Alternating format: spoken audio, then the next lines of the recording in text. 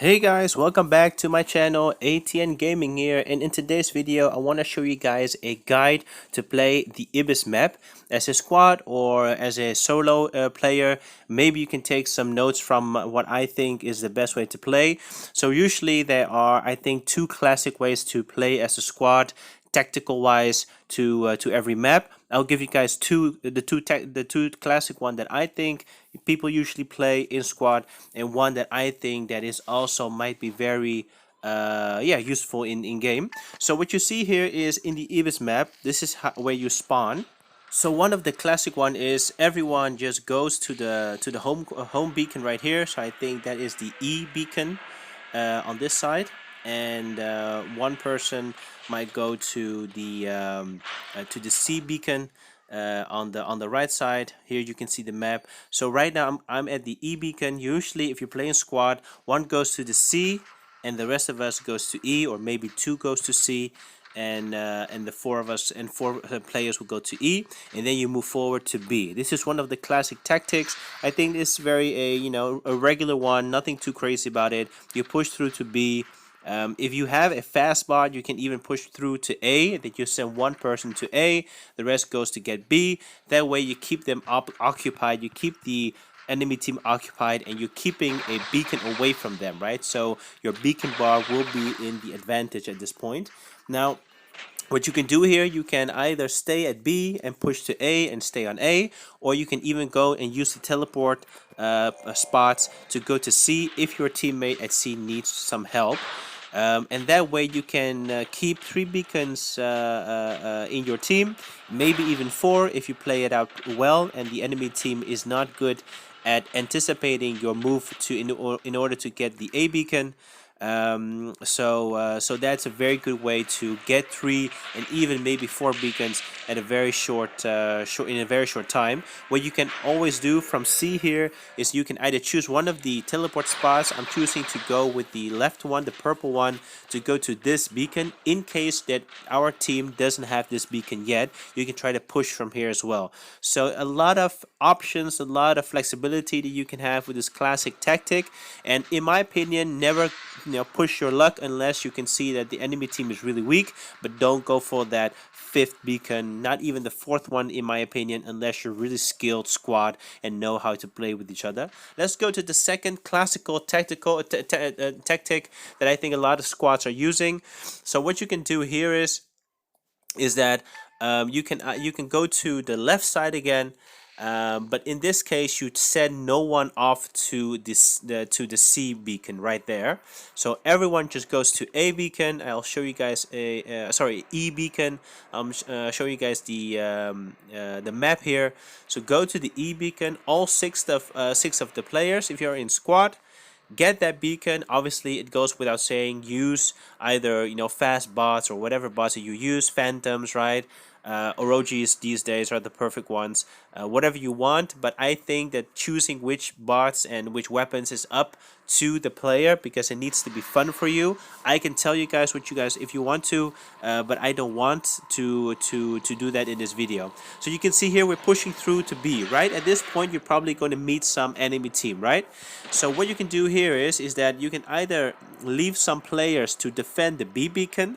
You don't need to worry about the E beacon because in order to get to E, they usually have to go through some of your teammates at B or at the middle.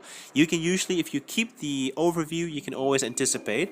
What you can do then is send 1 or 2 or 3 to the C beacon, because if the enemy team is getting the C beacon, you can also anticipate that and send more people to C in order to the C beacon in order to get that beacon, so that you get that 3rd beacon. Here you can see me trying to rush through the teleport spots in order to flank them here. If the A beacon right here is very busy and they're fighting our teammates for the B beacon, you can try to basically teleport twice to get to this beacon.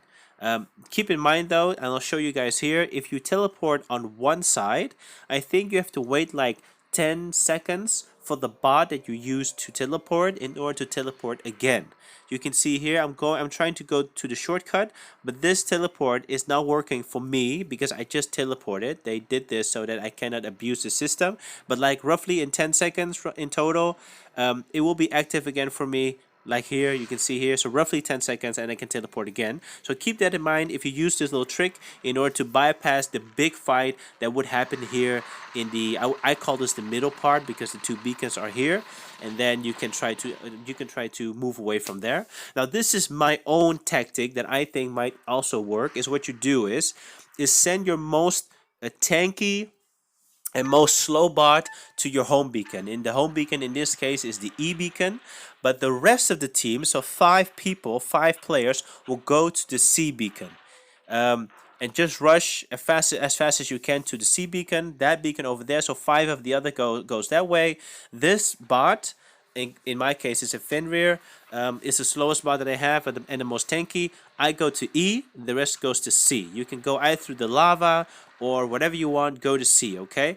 If you can see the enemy not going for C, make sure that the rest of the squad players use the teleport to go to B. Don't get the C anymore, just have one person get C and the rest go through B.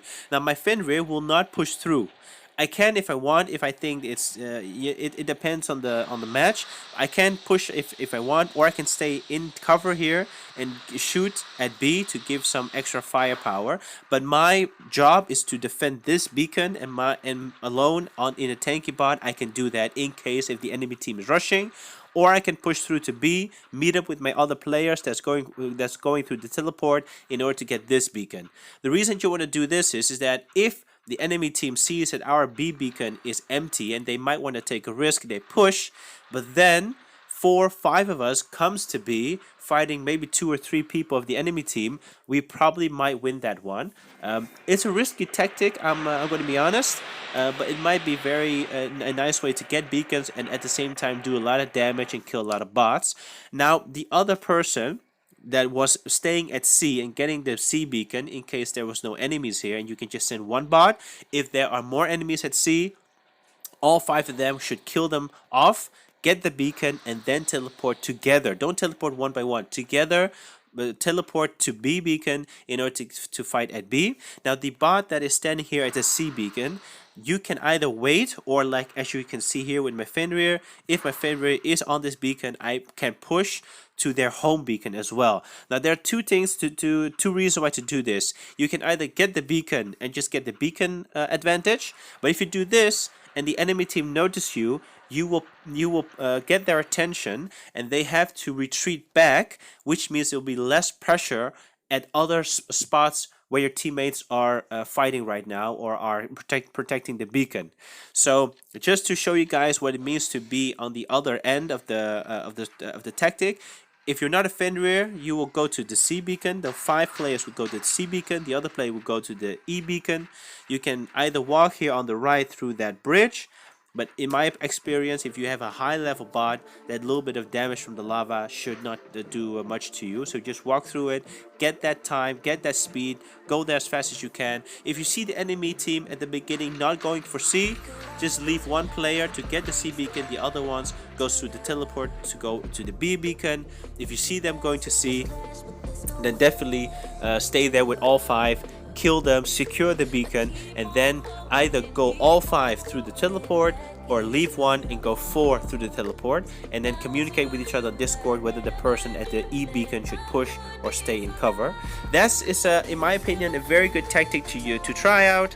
Hope you guys could use some of these tips and tactics that I'm talking about in real life battles in War Robots on the live server. I think these are very good tactics to use even in solo play. You can just play your own game, keep the overview of the beacons, but you can always, if you're playing a squad especially, you can discuss with each other when and where you should push or you should stay and hold the beacon, stay on the beacon, and so on, and which bots you can use tanky bots, use faster bots. Hope you guys enjoy.